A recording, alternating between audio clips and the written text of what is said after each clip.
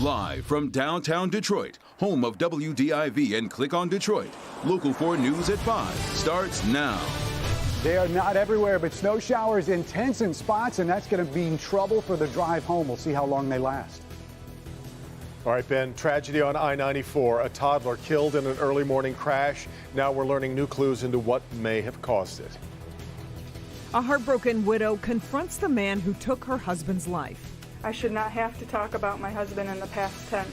Heartbreak in court as the man convicted of killing an Oakland County deputy is sentenced. Topping our news at 5, the family of Deputy Eric Overall is finally getting some closure tonight, but that's more than 2 years after he was killed on Thanksgiving morning of 2017. Christopher Barrick hit and killed Overall as he was trying to get him to stop along M15 near Seymour Lake Road. Paula Tutman was in the courtroom for today's sentencing, and Paula, the room was full of his fellow deputies. Absolutely, and it's interesting that you use the word closure because these wounds are still wide open. The defense attorney started the session off reminding the court of the long history of mental illness with Christopher Barrick, but the Michigan statute is the Michigan statute, and his sentence was ingrained in stone before the first word was spoken. The sentencing for a 22-year-old who first proclaimed he was Satan and then God, and then recorded cell phone audio of himself aiming his vehicle at Oakland County Deputy Eric Overall after a police chase Thanksgiving Day of 2017. I am Satan, but I am also God. I am the creator. If you charge me for a ticket for driving on a street that you paved on my planet, I can kill you. The law cannot begin to address such a loss. It just simply can't. But the sentencing is still what the family of Deputy Overall wanted and needed. They needed a last say. He put his arms around me and gave me the biggest hug, smile, and kiss goodbye.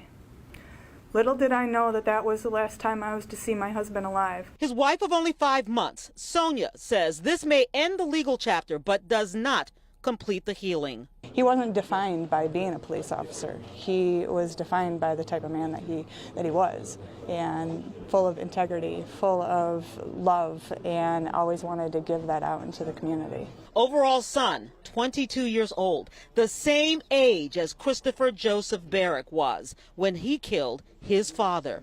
Yet he was stoic. That Thanksgiving morning will be a day we'll never forget. Every morning, every single day, we would relive it.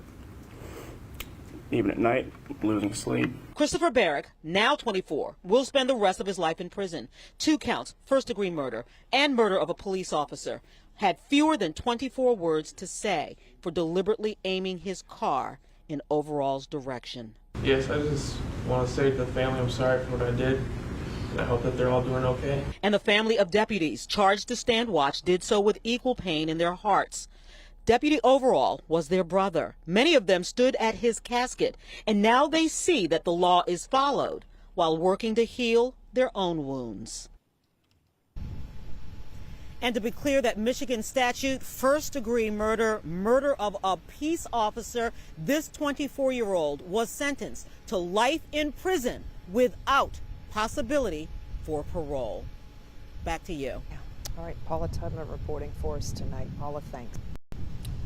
Some breaking news to get to right now. A deadly active shooter situation in New Jersey. Several people, including a police officer, have been killed.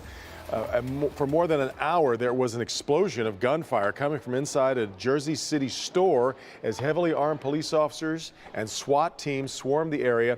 A CNN source says there were 2 gunmen and that both have been killed. Investigators say there is no indication yet this was an act of terrorism, but 3 other officers were wounded in the shooting. Obviously, this is all still an active investigation scene, and we will keep updating the story as we can.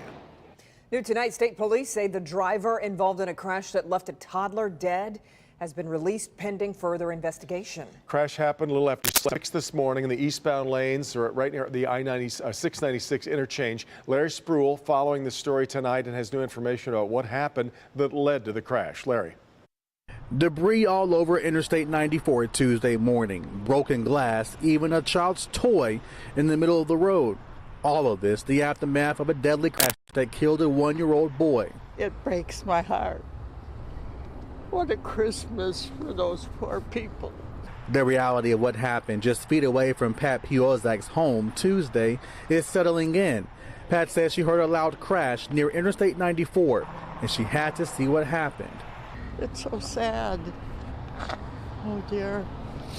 I wish I wouldn't have come over to look at it. Lieutenant Mike Shaw with Michigan State Police confirmed the terrible news. This white van crashed into the back of what's left of his Ford Fusion with the little boy in the back seat.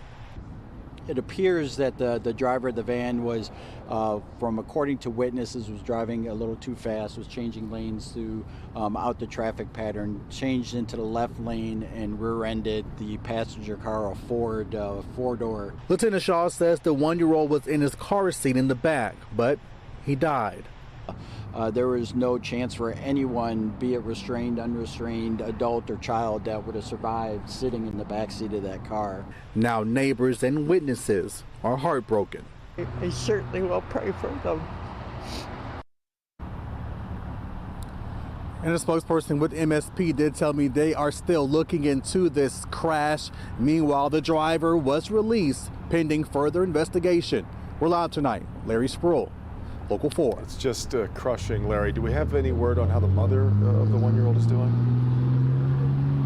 Well, Devin, tonight she is still recovering in a hospital. She is doing fine physically, but you have to imagine what all she's going through tonight with the loss of her one-year-old son. Devin? I don't think we can.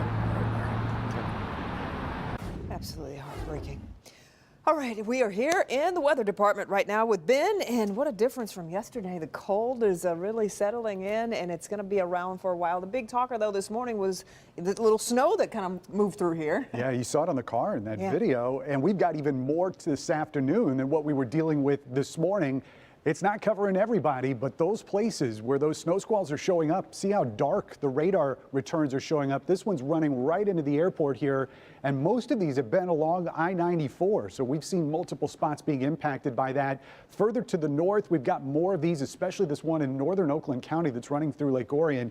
You can see just how intense that band is. It's just for a very short period of time, and it's going to catch a lot of folks off guard, especially traveling home tonight. So just be aware that visibility could drop. We've seen it go below a mile in these squalls already, so it's possible we could see it again. Wind chills right now in the teens, but they get even colder for tomorrow. Your 4-zone forecast coming up, guys.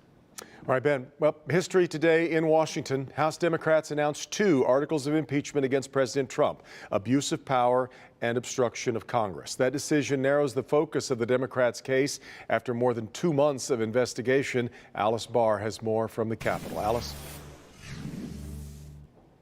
Good evening. The House Judiciary Committee is expected to vote on the articles this Thursday, setting up a full House vote next week.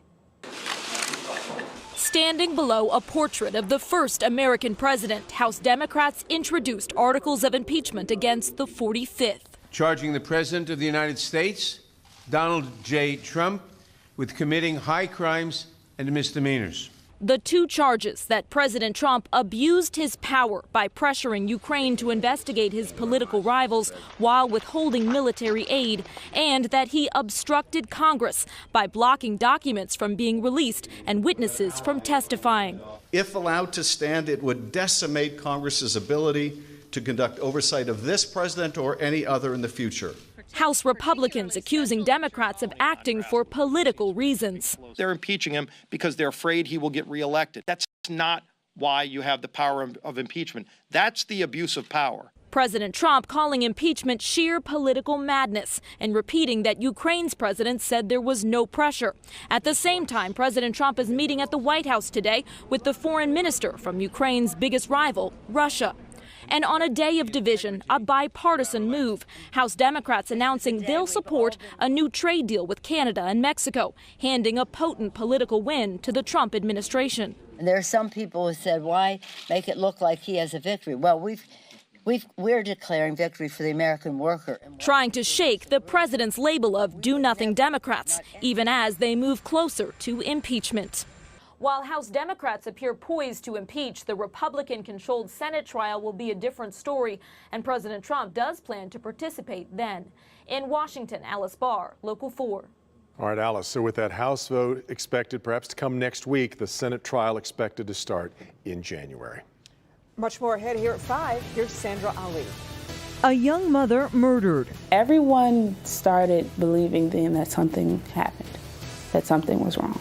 Her body found in an abandoned home in Detroit. Her 2 young children vanish without a trace. What happened to little Kayla and her baby brother Christian? Now their family is opening up, hoping someone can help solve this mystery. Also tonight, we've seen a lot of these pictures from ground level. Wait until you see what Moonbeams for Sweet Dreams looks like for the kids up there in the hospital.